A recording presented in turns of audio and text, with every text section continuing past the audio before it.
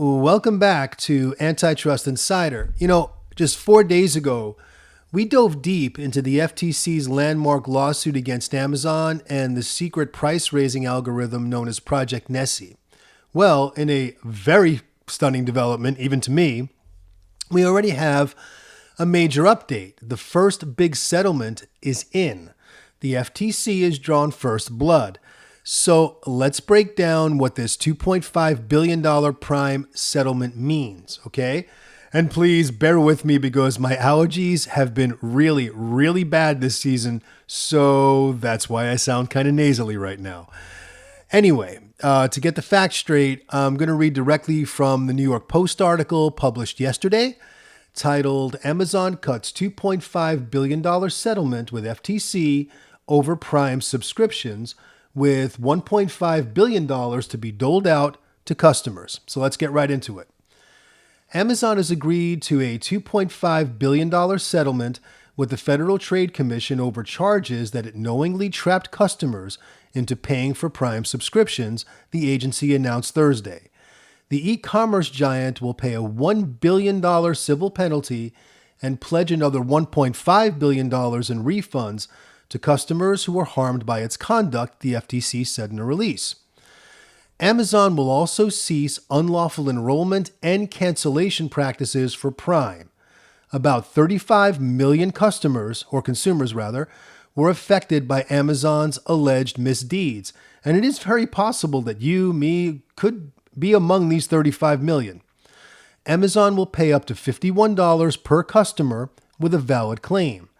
The company, which could have faced even steeper fines and refunds if it had lost the case in court, denied wrongdoing on behalf of itself and its executives. FTC Chairman Andrew Ferguson described the settlement, announced just 3 days after the jury trial began in Washington federal court, as a record-breaking, monumental win for the millions of Americans who are tired of deceptive subscriptions that feel impossible to cancel. The evidence showed that Amazon used sophisticated subscription traps designed to manipulate customers into enrolling in Prime and then made it exceedingly hard for customers to end their subscriptions. Ferguson said in a statement, "Today we're putting billions of dollars back into Americans' pockets and making sure Amazon never does this again." So let's take a quick pause from the article for a moment to talk about the differences between what we're seeing here and what we talked about in the FTC versus Amazon video on Monday, okay? This settlement is massive, but it's important to understand what it's for, okay? This is all about the user interface, the alleged tricks and obstacles related to signing up for and canceling Prime. Now, contrast that with what we talked about on Monday, which was Project Nessie. Nessie isn't specifically about Prime, it's about the core mechanics of the marketplace itself. It's the allegation that Amazon used its dominance to artificially inflate prices across the entire internet. This settlement resolves claims about how you subscribe to Prime, but it does nothing to address the claims about how Amazon allegedly manipulated the market for everything sold on it. That's the important distinction. One is about subscription process, and the other is about the fundamental structure of online competition, okay? So let's continue. An Amazon spokesperson said that the company had already implemented the changes outlined in the FTC's release, with many put in place years ago. Amazon and our executives have always followed the law, and this settlement allows us to move forward and focus on innovating for customers, Amazon spokesperson Mark Blafkin said in a statement. We work incredibly hard to make it clear and simple for customers to both sign up for or cancel their Prime membership and to offer substantial value to our many millions of loyal Prime members around the world, the statement added. We will continue to do so and look forward to what we'll deliver for Prime customers in the coming years. The FTC began looking into Amazon's practices during President Trump's first term in office and eventually filed suit in 2023 under then-chair Lina Khan, with the company and 3 of its executives named as defendants.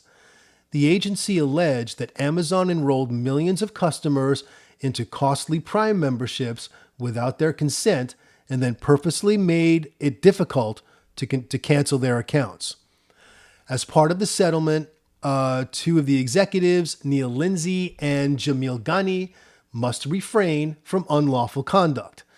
The FTC said Amazon will be required to add a button to its website with obvious language for customers to decline signing up for Prime, rather than the current language of, "No, I don't want free shipping." I mean, let's face reality. You could see how that could be confusing for some people, right? The company also must make it easier for existing customers to cancel their accounts and submit to third-party audits to ensure compliance with the settlement terms.